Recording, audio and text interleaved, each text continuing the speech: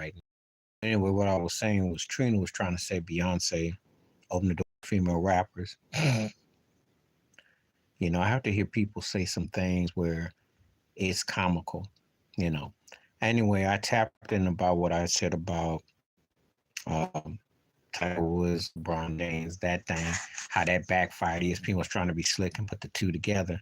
And it was like, y'all been trying to put LeBron with Michael Jordan and trying to put him as the second best NBA player ever, which I don't. And now y'all trying to say he crosses over into other sports and how he ranks up against others. The Tom Brady argument fell flat. And then now this argument against Tiger Woods is going to fall flat too. See how they try to do? They try to be slick. And like I said before, yeah, they're two of the greatest athletes in their respective sports, but Tiger Woods' dominance, impact, LeBron ain't seeing that. LeBron ain't seeing that at all, you know.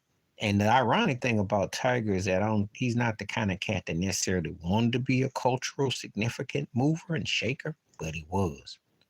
That's the sad part, for better or for worse. That's like a whole psychological dynamic about why, what he'd want to do, how that plays off. So, you know, I'm going to be on here for at least a half hour and try to restore and see if anybody wants to come through, because I'm going to do a 2-part today and tomorrow. But I would definitely be on here for at least a half hour. But, but yeah, there's no comparison. Tiger's significance and his impact. When you think about Tiger Woods in golf, I'd say his dominance and the way he broke it down, how he hit so hard, was like the equivalent to like Michael Jackson in music, because he took it to a whole different level and changed it forever, you know. And on Sundays he was must see TV, you know. And we know what the red shirt, the black slacks, we know what he was representing.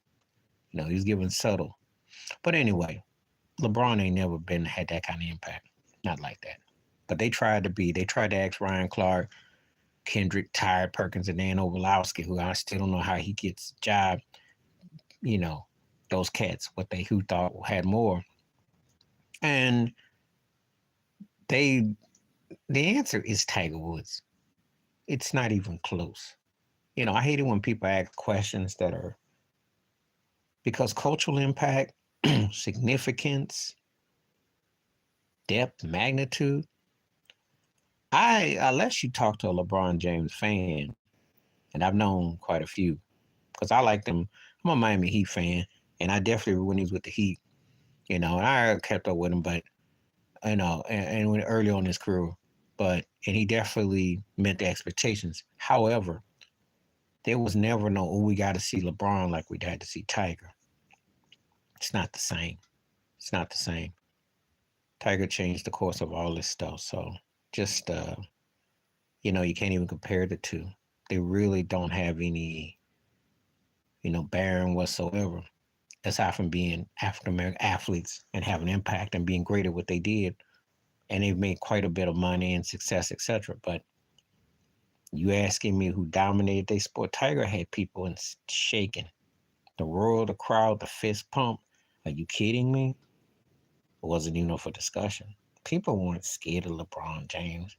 But Tiger Woods, he hit that long ball, hit that short ball. And like I was saying in the other video before it cut off, yeah, I got Steph Curry over LeBron. He got same range, but he's had more impact on the court. And he never gotten his way.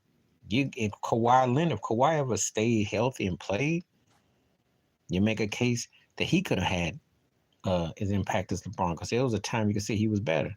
Kevin Durant, who, when Tiger Woods was dominating, was seeing Tiger Woods? Who? Because it wasn't Phil Nicholson. Who? Any other career, Phil had a great career. Like, you could take Phil Nicholson's 5 majors and his runner-ups, and you'd want that career. In any other era, he'd be huge. Even though that whole scandal with the betting and then the Arab tie and all that, some stuff kind of has distorted some people's view of him. But you'd want Phil's career. Vijay Singh had a good career. Sergio Garcia, he finally won all that. All them guys combined ain't in Tiger Woods' rear view. Whereas the other guys I mentioned in the NBA who happened to be peers of LeBron thrived in his so-called dominance and run. Nobody got the best of Tiger when he was dominant. Nobody. You got a whole young crew of golfers today who watched him. And so now they come along. But at that time, no one was touching what Tiger was doing in golf. Mm-mm. Mm-mm. And so I just like to tell that ESPN tried to be slick, and then the question backfired because it wasn't even close. And again, stop making LeBron out to be more than he is. He's a great basketball player, one of the greatest to ever play. However, across different sports, he ain't revered like that. He ain't seen like that. He ain't seen no Tiger Woods, just like he ain't seen no Serena Williams. Okay, so stop it. Stop with the nonsense. It's not there. You know. I can use baseball analogies too, because I can always say Barry Bonds. I don't care what nobody says. That's the greatest baseball player I ever saw. And so with the rings aside, if you take the rings out of it, how many people are seeing Barry Bonds? So, because he was a 5-tool player. Just saying. Anyway, so dealt with that. Talked about Russell Wilson with that whole thing. I think Russell's a first ballot Hall of Famer. I think it's a shame what happened, but Denver, Sean Payton's a racist trash and arrogant head coach. He'd have never done that to Drew Brees in New Orleans, and we know that. Took it out. The Broncos actually ain't that far off from being a playoff contending team. So why would you bench a guy because it's a money issue? They don't want to pay him that kind of money. They want to go cheap and say, but Sean had it in his instincts. What Sean Payton should have done is kept his behind on Fox with a blazer on and gone coach Justin Herbert next year. That would have been a smart move, because going to the Chargers, saving Herbert's career. Who wouldn't want to coach Justin Herbert? You're going to find out what he really all about. Is Herbert got a chance to be a threat to Patrick Mahomes? Or will he be like a Derek Carr, who peaks and valleys are like, it's like a bird in a nest and then the bird that gets stuck in the nest. So jury's still out on that. So, and Shea Gilchrist Alexander going off. OKC. He's playing the best point guard in the NBA right now. OKC's balling. I did a video this week. I want to see the young guards taking over. I'm a firm believer the old guards in the NBA done had their day. I hold Steph Curry in high regard, respect LeBron James, Kevin Durant, much respect. Kawhi Leonard, when he plays, much respect. However, it's time for the young guards. You saw what Jokic did last year. You see what Giannis did. It's time for the young guns and teams to take over. That's what the NBA needs. When it's in play term and all this stuff, they need Anthony Edwards to dominate. They need Shea Curtis to dominate. Jason Tatum to finally get on board to do it. Not just get, flirt with it. You got to make it happen. Heck, even Jimmy Butler, I'm a Miami Heat fan. I love to see Jimmy Butler because they pull through. You need new blood, because the old guard is starting to fade out. It will fade out. You've seen it right before your eyes. That's what they need. You need to see if Luka Doncic is really going to lead the team, if Joel Embiid's really going to lead the team. What's going to happen? We want the Giannis and Jokic finals. That's what I want to see. I want to see a real heavyweight, real bad, not this make-believe where we got to save LeBron or save, they don't do that for Steph Curry, and Steph Curry doesn't ask for it. I ain't seen Steph panhandling like, please help me, even though they owe him. They owe him, because that man still got 2 or 3 years left in the tank of top-tier ball, but that team is just not that good, and they gotten old before his eyes. You know what's going on with Clay. I got much respect for Clay, but Clay is not on the same legs as he was. And then you see Draymond, his butt need to be sat down somewhere, done. They are, they bring in CP3, who's old. I mean, they're just an average old man's team. The Lakers' problem is that LeBron's got the mindset that AD will never have. AD can growl and howl all he won't. No one takes him serious. They beat up on tomato can teams, and then they get their butt beat by legit teams. They are what they are. Got a cheerleader for a head coach, the great white hype in Austin Reeves, and they're just another team. So the Clippers got a stockpile, and Tyronn Lue is one of the best coaches in the last 25 years easily. But it's almost like a now and never with all that. So what will they do? So we're going to see. But I'm not really sold on it. Just like Phoenix, I don't trust Devin Booker. He ain't been the same since that finals loss to Milwaukee. I don't think he's in the same conversation with Giannis as far as the MVP and as far as that play. And I just don't trust what they got.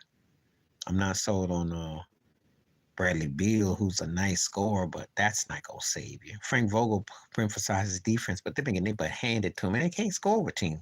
They just an average team. You notice the trend here, except for the Clippers, who did make a turnaround with James Harden, but the teams is older, and they don't have the guns and the freshness. So we need to see the Oklahomas, the Minnesotas, and the Sacramentos taking up the West. We need that.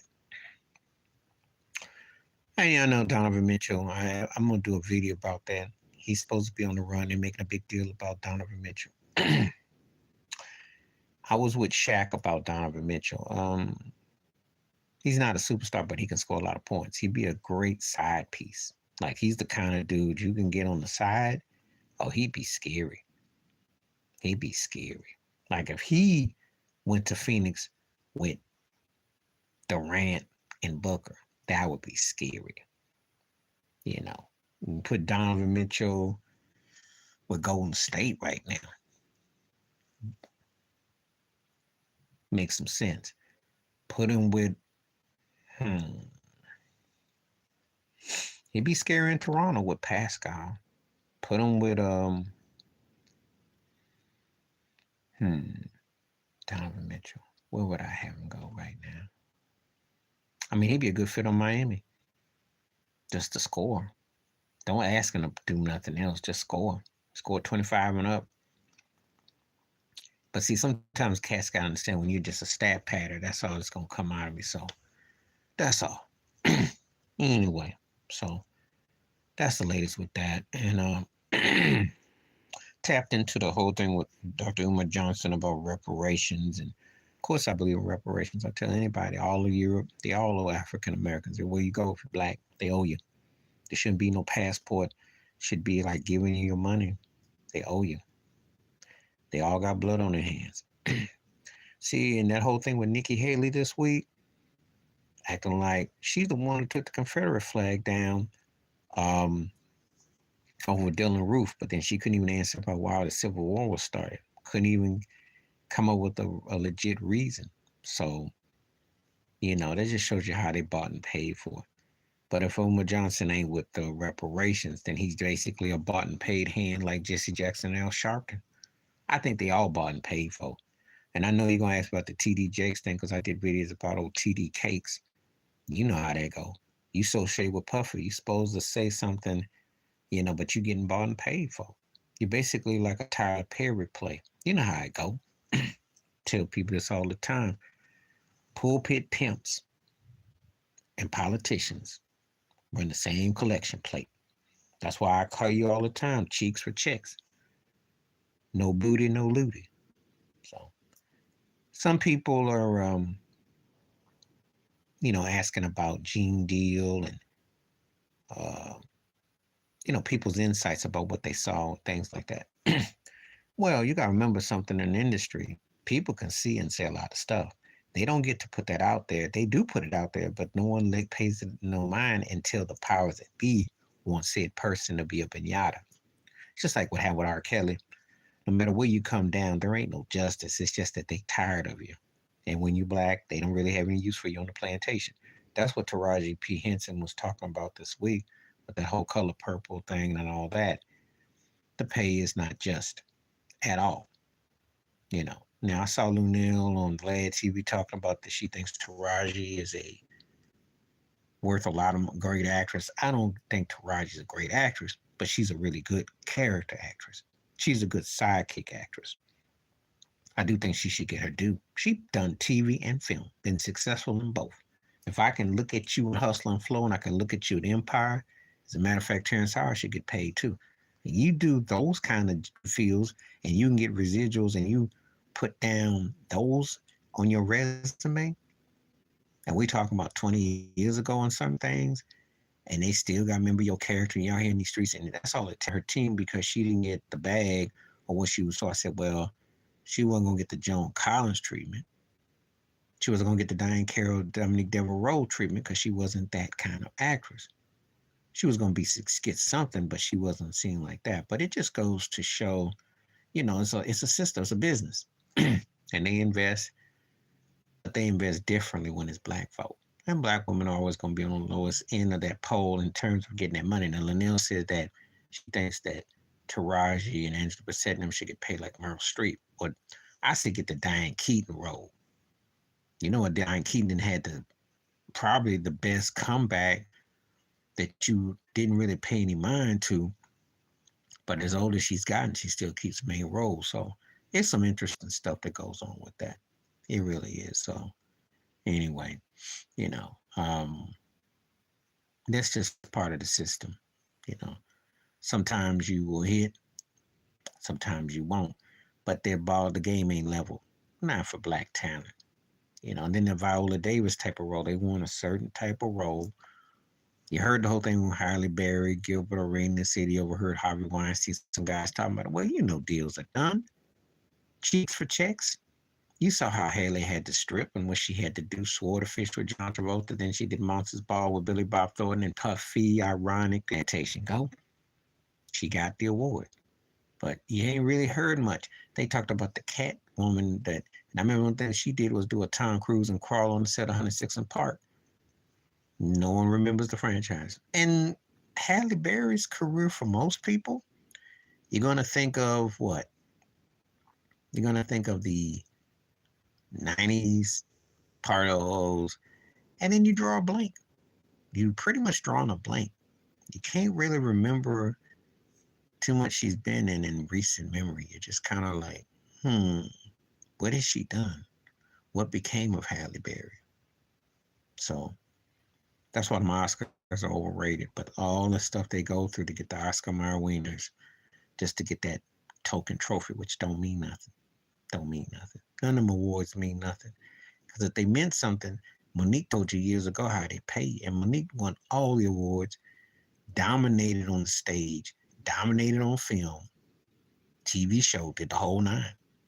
What did it mean for her career? Netflix still did her dirty and cold. So, which leads me into another thing that I saw this week was the great Demond Wilson, who played Lamont Sanford. And I did a video.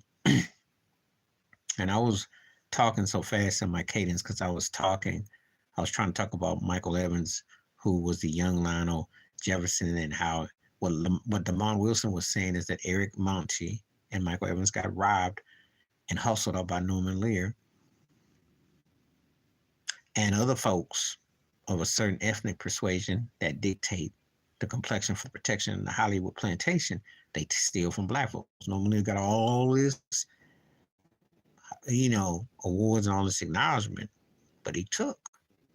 So no one ever held him accountable. So Demond Wilson was on Comedy Central, Comedy View, Central. He said Billy bend over. With some of the words he said he didn't go to the parties. He wasn't part of the clique. He said he wasn't in the scene. That's why he kept his dignity. He was a theater actor. And he talked about his relationship with Red Fox.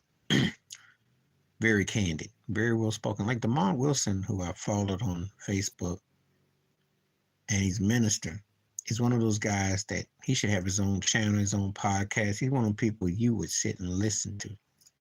Because he's matter of fact, very serious, very direct. No sugarcoating, no pulling, no punches. Talks about an era when he came up, talk about what he saw. He got nothing to hold back. That's why he didn't get more roles over time because he wasn't stepping and fetching, clapping and clacking and gagging. So you got to listen to when you hear people talk from the past. They got words to the wise. It ain't that long ago. A lot of people get this twisted. 50 years ago with a Sanford son wasn't that long ago. Because ask yourself, has TV really gotten that much better? And what did they really throw? And why are you still fighting for the same equity? Why are you still? And really, what have been so-called iconic roles? What are you still doing? You're still hustling, still slaving, still. So it's a lot to learn with that.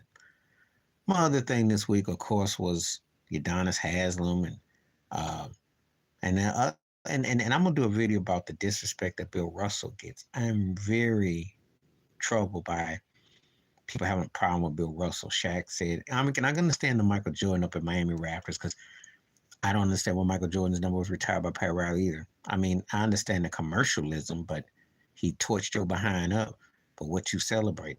But Bill Russell was a pioneer, player and a head coach for the culture. And what he endured in Boston was like something out of a history book. You should have his jersey retired. You should know who he is. We got to learn who and Babe Ruth was and Walter Johnson and Cy Young when they got to achieve and accomplish all they did in the segregated baseball and Ty Cobb. Why not Bill Russell? If we're going to be, no one talks about Fritz Powell at the NFL. There are many pioneers, African American, who need to be. So I have no problem. Bill Russell has been disrespected probably more than any other NBA player ever because they won't call him the greatest. They'll say the greatest winner. Well, if a man wins 11 championships, 11 and 13 years, and as a player and as a head coach, and he's running that team on the floor because defense wins championships. Bob Cousy doesn't get to hit that rock off like that. Sam and Casey Jones don't get to plant Havlicek. All that benefited from Bill Russell. So he is the most dominant basketball figure arguably ever. And I'm all due respect to Wilt Chamberlain and Shaquille O'Neal, but when you can defend and you can strategize and put people in places and you can do things like that, that's a rare gift for a guy who's a center, who's not even a point guard, but everything goes through him because he had to design stuff on the fly. So he doesn't get his due. And there's a reason why the championship is named after him. They should basically stop right there because he represented everything about the basketball.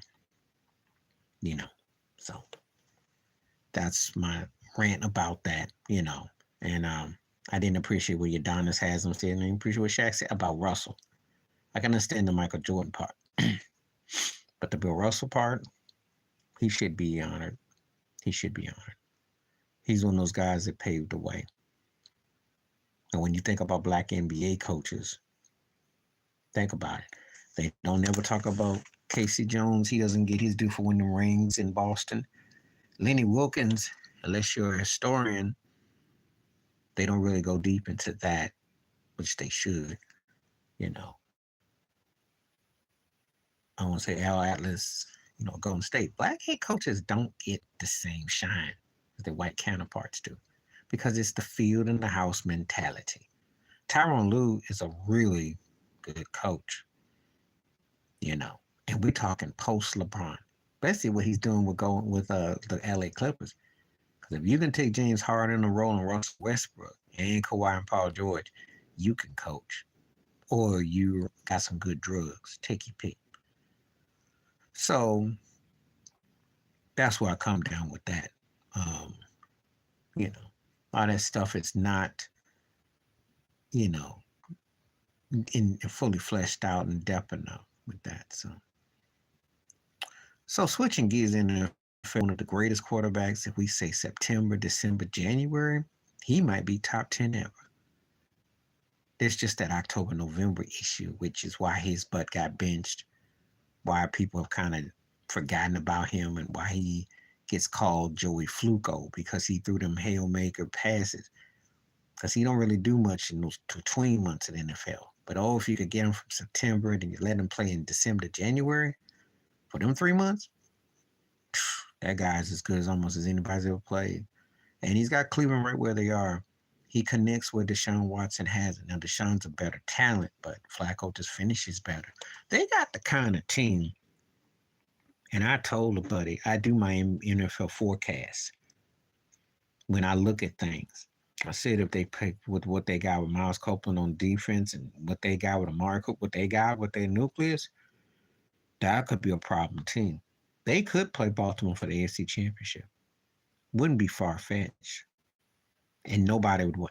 Because right now, to me, Baltimore, Cleveland, Miami, Buffalo are the four most dangerous teams, not only in the AFC, but probably all in the NFL, because I don't see nobody in the NFC that's that dangerous. Frisco's the best team, but are they dangerous? They can beat everybody else. Dallas, Detroit cancel each other. I'm not sold. And Philadelphia got questions, and I don't trust their coach. I don't see anybody that's an undercurrent in the NFC that's a problem. Like if you came, I know this whole thing about the Rams, I don't quite see it. I think they got some talent at the receivers, and I think, they'll keep in some games, but I'm not sold like that. They did play Baltimore tough. I will give them that. But I'm not sold on Seattle.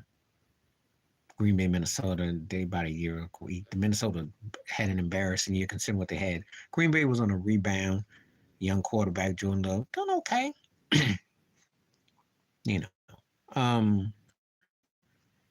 Tampa Bay, I know with Baker Mayfield, but let's be realistic. Once they win a playoff game, if they win one, they're going to get their behind toe up. I'm not buying it, not in a deep run. But it's a nice, cute comeback story. Somebody got to win that division anyway. If you got Carolina, who's got no offense, Bryce Young, it's not his fault, but they just not ready. And then you got Atlanta, who's a quarterback away from could be think about Lamar Jackson. I'm going to talk about that just a little bit. Had a chance to get somebody, didn't do it. And New Orleans, Derek Carr, got the wrong coach for one thing, because they don't really coach up offense, but they just mediocre. And they're not even a threat at home. So, yeah. So, anyway, that's how I look at it. So, all the best teams are in the AFC. And we don't even know if Kansas City will even find their mojo. If they could get one receiver to complement Mahomes, but we don't know. But that just should tell you how deep the AFC is. I mentioned 4 teams. I didn't even mention Kansas City, which is not that believable. But they will win the division by default. We don't know if C.J. Stroud and Houston's got enough because they're too young. We're going to find out. Trevor Lawrence looks like he didn't turn into Cinderella, like the shoes too tough right now, so I don't think he'll come back. So when you look over there, and I don't trust Indy, they're not ready. So yeah, you got 4 teams, and we'll see what Kansas City do, but you got 4 teams that are the most dangerous teams in the NFL, and they're all in the AFC. And there's nothing to trust over the NFC like that. I don't believe so. Anyway, that's my thoughts and takes about that. And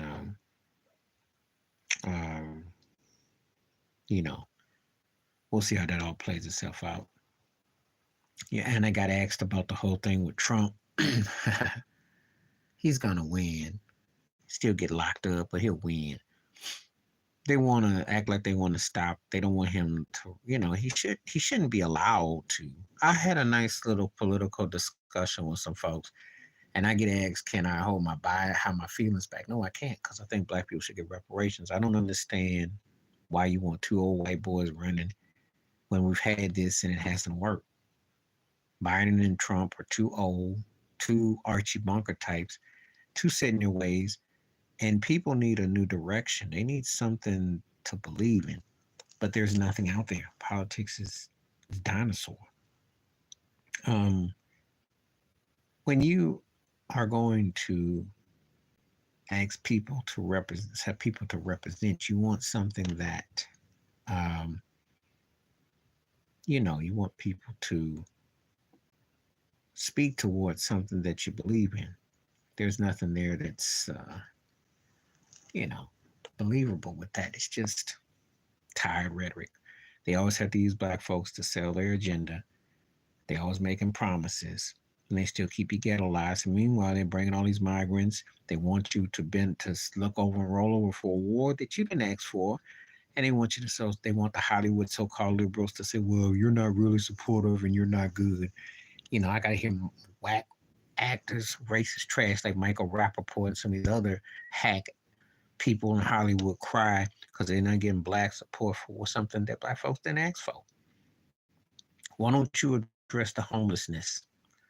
Why don't you address why y'all so racist against teaching the real history in school? All the anti-wokeism and police brutality and white cops still getting away with stuff. That's why Derek Chauvin is still wondering why come he, and that's why he's such a rarity, because if it wasn't for a lockdown, he would have walked too. Take that video away and the lockdown away, he walks. So how many black folks still got to get lynched by these polices before you decide to speak out, to say something, to do something? So it's not relevant. I despise politics. I wish it would go away. I have no use for it. And I've already told you, my reparations plan would be simple.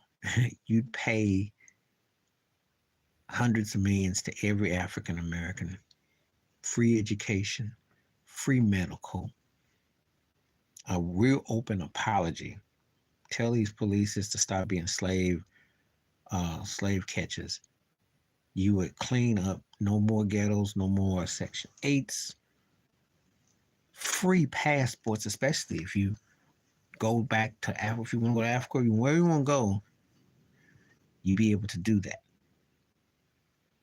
That's not a get rich thing. And then make investments where you can go to Wall Street, because you got to remember something why people don't understand. Wall Street and all those big Fortune 500, all those companies benefited from slavery.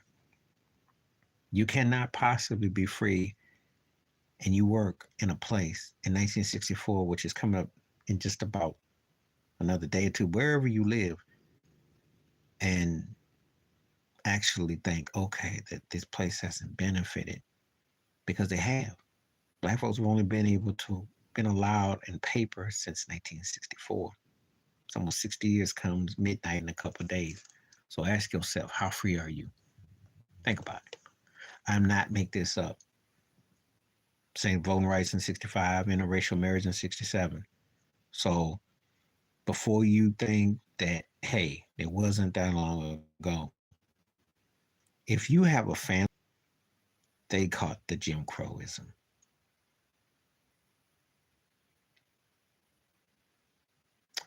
If they're 80 or 90, that's a quarter to almost a half their life of Jim Crowism. Just think about it. So I'm not proposing nothing that's outrageous. So I gotta say about that. The things that they don't want to acknowledge. Just like when Nikki Haley got a chance, she actually took down the Confederate flag behind Dylann Roof lynching black folks in a church. Remember, he took to Burger King for his rewards. Yeah. And then she turns around and is like, why I got with the Civil War? I got to talk about slavery. That didn't turn out well for her. So why did you take down that Confederate flag? See, sometimes you got to understand what you're doing. So, but these are real issues that are going to continue to be out here. America hasn't learned from its mistakes, and so they're bound to repeat it. And they're bound to have people that will settle for those sort of things to lay in that debris, to that mind rot of it. So that's how I look at it. It's a sad reality of the culture. Sad reality. So that's why I have no use for these politicians and their racist ways and their rhetoric, and how it infiltrates in other aspects, be it entertainment, films, things that you see, things that you do. It's just part of what goes on. So, that's where we are. So, and I don't make any mind, like, again, I'm gonna be back on tomorrow. I don't talk about no New Year's resolution, nothing, because every day is a new day, a new chapter. In life, you go through peaks and valleys. You have some better days, you have some downtime. All depends on how you look at stuff.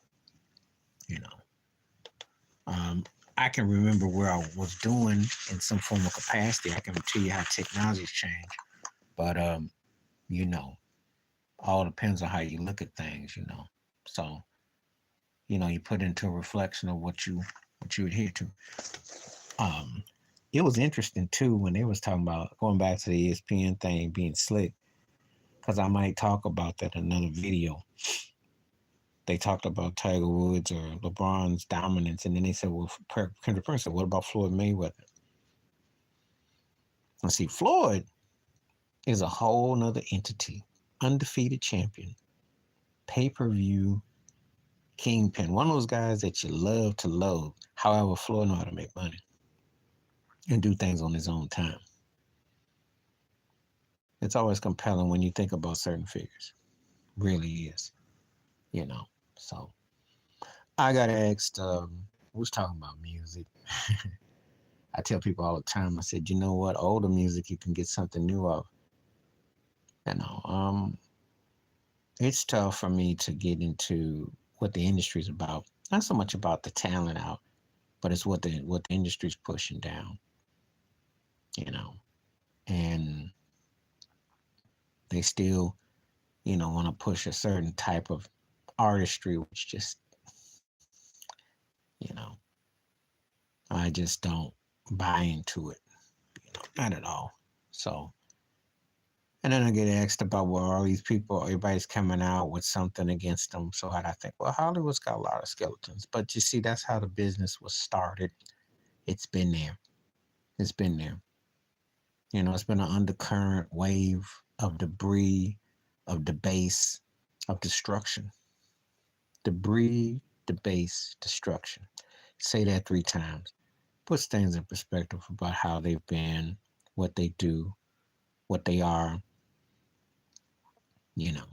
So it's not a surprise. Not a surprise at all. They still haven't talked about, I'm going to go back to NBA, they still haven't said anything about Josh Giddey.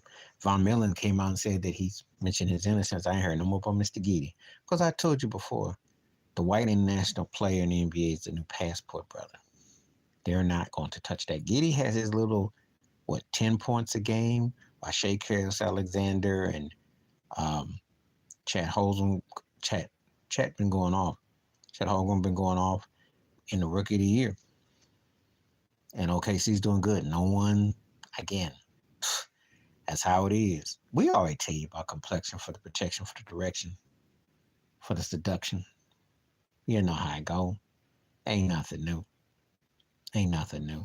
I watch different YouTubers who ask those questions, which we all know. We black, we know how the divide in America with 3 Ks is. We know.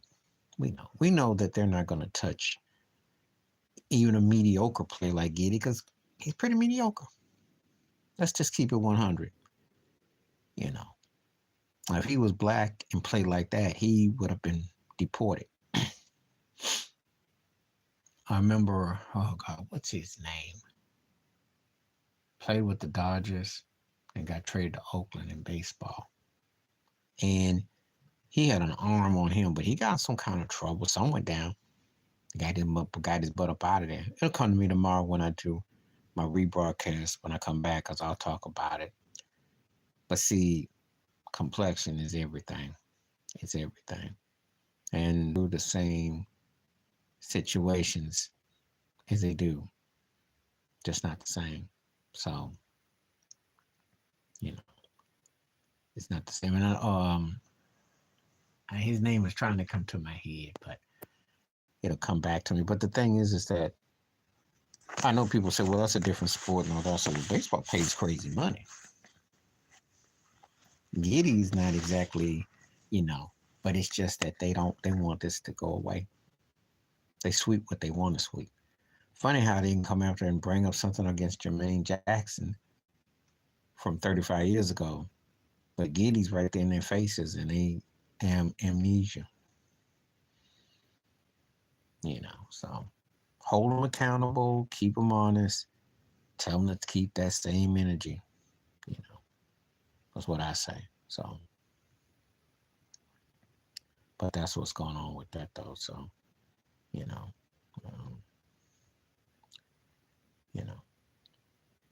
I expect, and then it's a trip out thing. I think the NFL that's the last 2 weeks or something. Wish this was the last week. Why they got things going into January. I miss the days when your behind was done before New Year's. Your butt was done. This long extended season gives teams a false sense that if you suck, you need to go ahead and be done. So, you know, my league MVP is Lamar Jackson. Oh yeah, and I wanted to address that because I did a video about Mike Frillarello, who was loudmouth, vile, racist. I think they all racist against Lamar Jackson. Lamar was league MVP. He's the only guy between Aaron Rodgers and Patrick Mahomes that's won MVP. People forget 2019, you know, without the kind of help and support. And he's having an MVP type of year. They went to the Frisco and smashed Brock Purdy, you know. And I like Purdy, but when Jerry Rice was calling him like Joe Montana II, I'm like, come on, man. He plays with Debo and C-Mac. McCaffrey's arguably MVP worthy, baddest running back going, got a top tier receiver, the defense. Come on now. And I like Purdy, all right. He's cool, but when he has bad games, he looks very lost. Very lost. And he's been exposed a little bit. So I'm not trying to hear about, you know, when Cam Newton said what he said about him, Dak, Jared Goff, and it was somebody else, Cam got all this hate from old Kimberly Martin, you know, was tripping. But Cam was right.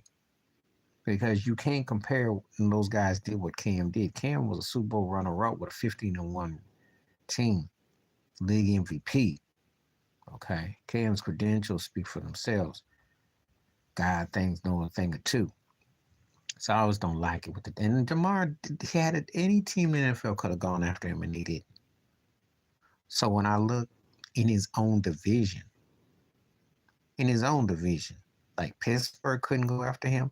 The Jets stuck with old Aaron Rodgers, who basically had a ghost injury because he didn't even really get hit on that play. His behind just fell back. We look at Tampa Bay, you're going to tell me he couldn't have gotten a job before Baker Mayfield. Like Lamar's a league MVP in recent memory. So I'm supposed to believe that he couldn't quarterback Washington.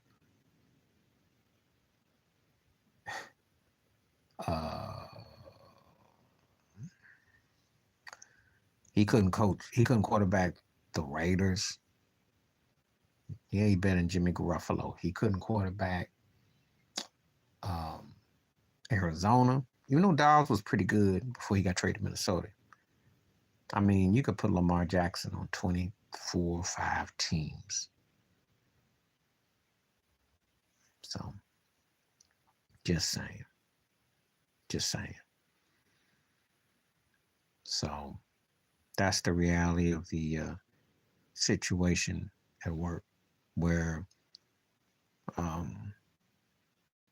they didn't want, they just didn't want him. They made him out because you know why? Because he was representing himself as negotiations. They wanted him to be a slave. They wanted him to have, some cat named Mike Hinkerberger or something like that to be his agent. And when him and his mother went there to negotiate, somehow it became a problem. So when you can take care of yourself and handle your business, all of a sudden you're a problem. Not that been anybody else, So it just goes to show you that the game is a game within a game. Just remember that. If he gets league MVP, can you imagine him have 2 league MVPs in a 5-year window? Let's just see the next time there's a chance to get him, how many teams will moonwalk from him. That's embarrassing, NFL. You got to do better than that. But anyway, yeah, because I look at some of these cast stats backups are playing, and you ain't no way in the world they could hold Lamar Jackson shades on the sideline. So, so just saying. That's what I see with that, So, he made, they get to play Miami this week, but he put on a show, beat the doorknobs off of Frisco, and you saw what he did to Detroit. So that's why I think the AFC's got better teams, because Baltimore racked up against 2 of the four best teams in the NFC. And after that, everybody, I'm not been impressed. I'm not been impressed at all. So, you know, I'm gonna be on here for another 15 minutes, and then after that, I'm gonna go and see. I saw a couple heads kind of sneak through, but no one hit me with no questions. But that's okay though, because I'm coming back tomorrow, and maybe Sunday next day, the day before, will bring some forth through if they come through. But I will still give my freestyle, because that's what I'm doing. I'm definitely doing a freestyle regardless, and I will talk about different topics, and we'll see what happens from there. Just going on with the basis. I hope everybody's healthy and doing all right. You know, Still got my mask on. I'm out here in these streets, so coughing and sneezing. You know what's going on out here. So keep yourself protected. Don't be reckless with it, because health is wealth. Try to tell it all the time. Keep yourself together, because government agent people ain't gonna tell you what to do. They just want you to go along and along. You get sick, that's on you. So keep yourself protected. Don't let them sway you. They're thinking that everything is all hunky dory, because it's not. Stuff is still going on out here. So that's what's up with that. So stay on it. Definitely stay on it. So yeah, there've been some baseball moves. I haven't really gonna touch into that too much. I know what the Yankees getting sold up, but again, I don't get excited about baseball until we get to the time of the year and then we get to see what's going on. It's too early. But baseball is interesting when you can have a Texas win the World Series. That's what in Arizona go to the World Series. That's what the NBA needs. They need something unexpected to happen. You know. Now in their favor, post Golden State, you had LA win, you had Milwaukee win, you had Golden State win, you had Denver win. So if we can keep the chain going where something different happens, that's good. That's what the NBA needs. But we will see. It's still a long ways off, and no corny in play Walmart dollar store banner on the wall counts. Okay, talking about a real championship, not some dollar store that you stick like a pennant on your wall. That's just embarrassing. So yeah, those are some of the topics that have been going on this week. I like to tap into a lot of that stuff. Um, you know, um, Sports world, music world, movie world. The whole color purple thing. Do I even want to touch that? I know Oprah's cheap and she sold out, so that ain't no shock or surprise. Um, you know, she's always been funny time. Like I said earlier, black actresses have always been underpaid. Monique told you a long time ago. You know, they use black actresses to sell a white counterpart. Just think about it. You gotta know that um, that's kind of how it goes when you think about Pam Grier back in the day to an Angie Dickinson. Pam Grier movies were considered one way, but she was bad by herself. Cleopatra Jones. You think about what they did with Charlie Angels. You think about what they've done to hype up. And I'm sure there'll be somebody that will come along and say, yeah, you know, that part of what some of these networks and things that Aaron Spelling did in the 70s with the Charles Angels or with that was inspired by black culture. Thematic themes, they just didn't want to put the faces in places. There's things that if you grew up in a particular time period, you had to accept, almost considered as the status of the norm, if you will. Systematic institutionalized racism has been accepted as the status of the norm. That has been legalized in your mind. That's the best way I can describe it. You legalized it where you didn't question it because it became like, okay, that's all we got. That's what we'll do. So it's always a shame when you have to come to accept some things that somehow govern like that. So,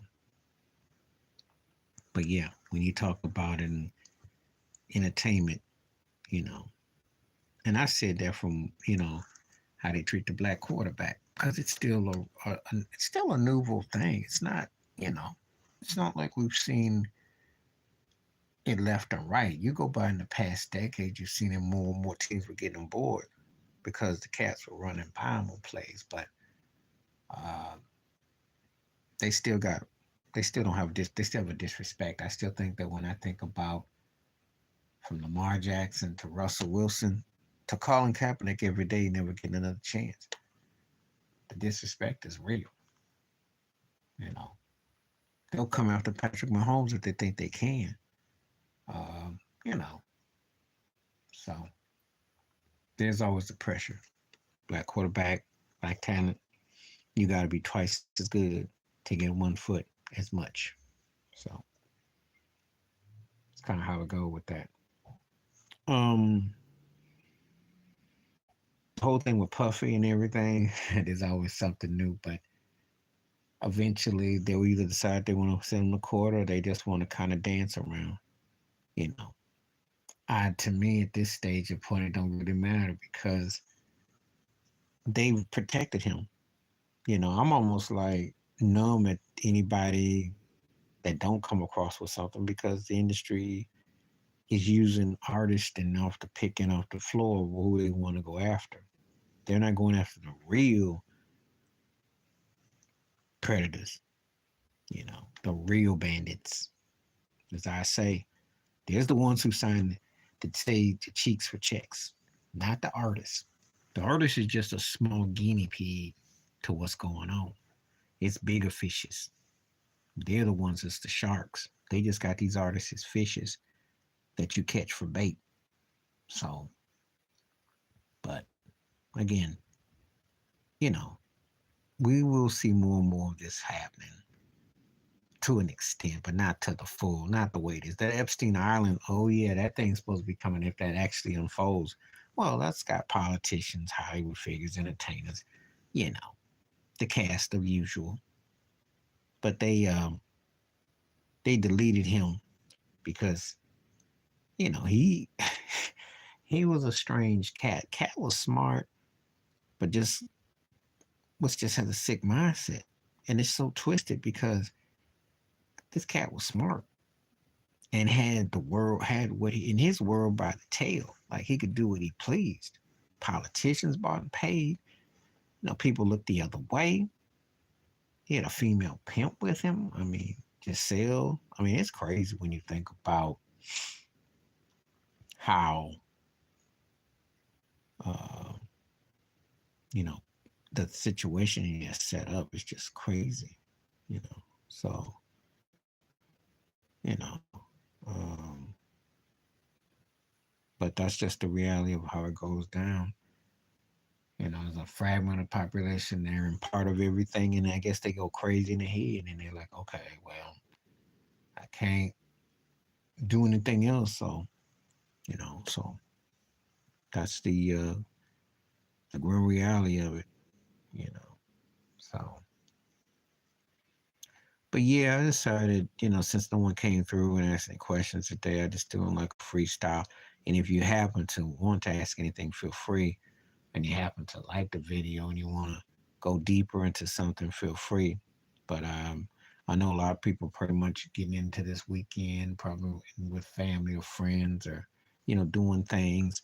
And I understand because, um, you know, trying to make the most of whatever you're doing, you know, and staying healthy as you possibly can. So, but yeah, I just thought I'd do like I'm doing an overview of things that have happened in the past week or two, uh, just reflecting on things, just my personal thoughts and opinions and things like that.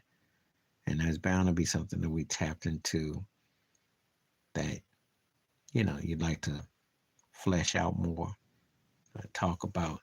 I didn't, I'm deciding if I'm going to talk about it tomorrow, do a video about Uma Johnson talking about Vanessa Bryant not doing enough for Kobe in the black community. Um, I don't think that's his place to talk about what that woman decides. She's still grieving and mourning. A lot has happened since Kobe's passing. when we had a pandemic, which shut down things for a year and a half. She had to do the process of being a single widow, a mother losing a child. I would not say anything about that woman or anybody, and especially the last 3 or so years. Mourn as long as you need to. And, I don't understand why anybody would attack her like that. Unless, of course, she was out there flossing and, using his money. And she's entitled to do what she want with it because she was his wife. But she has not done anything, and I ain't heard nothing out the ordinary, nothing out, outrageous or anything said about her. So I don't know where that's coming from, where anybody would pick on her. Um, you know, I don't, you know. So, but see, that's the problem when community people feel like they got the need, they want to say something about something that uh, is not really relevant. You know, there's a lot of things that go on with that. You know, I do believe Kobe was going to become political in time. Um, he was going to get his own shoe. He was tired of being on uh, the Nike plantation, and I do believe there was something that was more work there, but we will never know. You know what was going to happen. So just that there are things that you say and there are things that you have to be real cool with what you put. So, um, but there's a fine line. There's a fine line, you know, where you don't go with nothing. So, you know, and I know some people can come at me about I know Allen Iverson, he reiterated where he got Jordan and Kobe and LeBron. And that's his opinion. And he's got Shaq in his top five. It's his opinion. And Steph Curry, too. I'm going to get into all that because it's opinions. If you think those guys are the greatest, that's your choice. Don't look at someone crazy because they defend other people. I like it when people give a counter argument. I know I have said that they're greatest in anything, and you can make a case. There's a people look at Jerry Rice as the greatest wide receiver ever, and maybe the greatest NFL player ever. You got some people who don't think that way. That's fine. You know, numbers and stats mean different things. Some people can hold some things against you. Some people can say this is that and the other. We like debates if they're healthy and if they're smart, not dumb stuff though. So I will be willing to debate,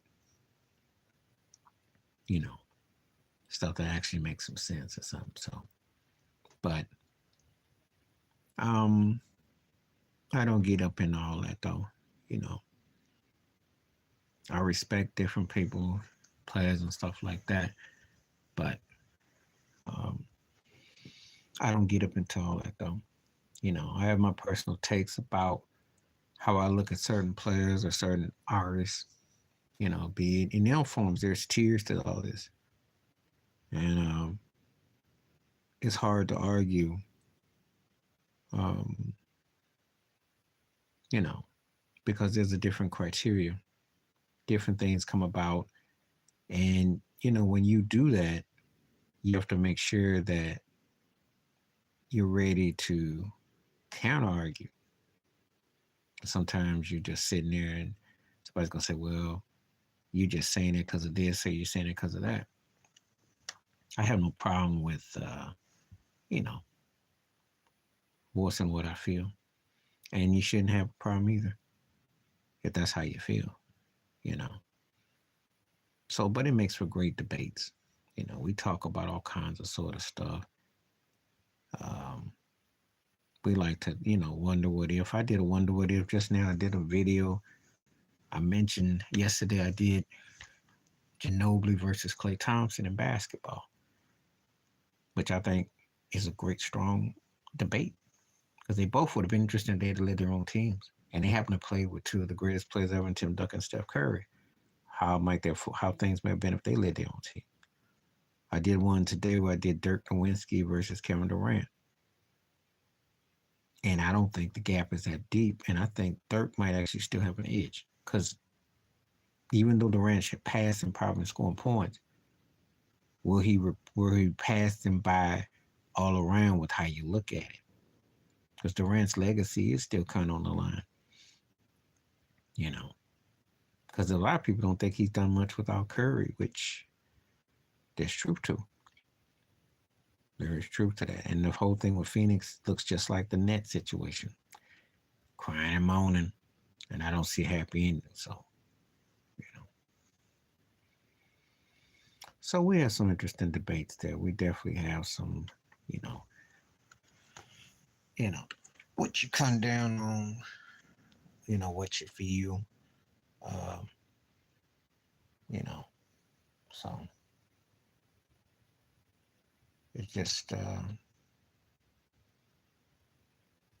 know, how you look at certain situations and, play. So how it plays in the view. So that's all. I see a couple people that came through. And like I said, I'll take questions and answers. If you got anything you want to say, feel free. Um, I'll stay on for a few minutes. If I see any questions, if I don't, then I'll bounce because I don't want to just, you know. But it will definitely be on the rebroadcast, everything. And tomorrow I'm definitely going to come back. But if you got any comments you want to say, feel free to ask. Chime in with whatever you want to say. You know,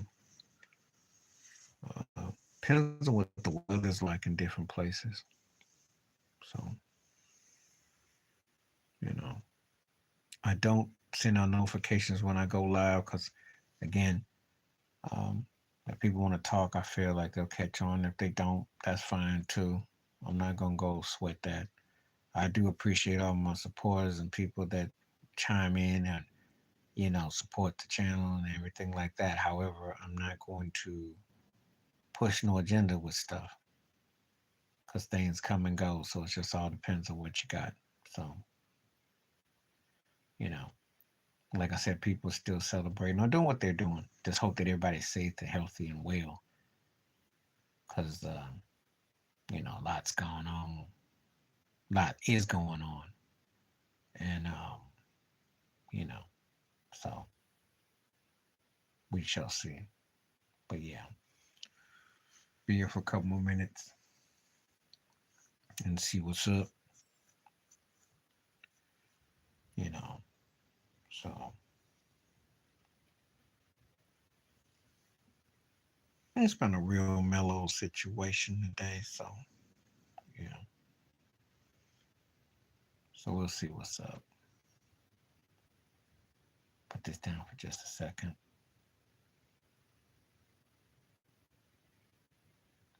If anybody comes through with any questions, I'll just hold on. Put this down for just a second.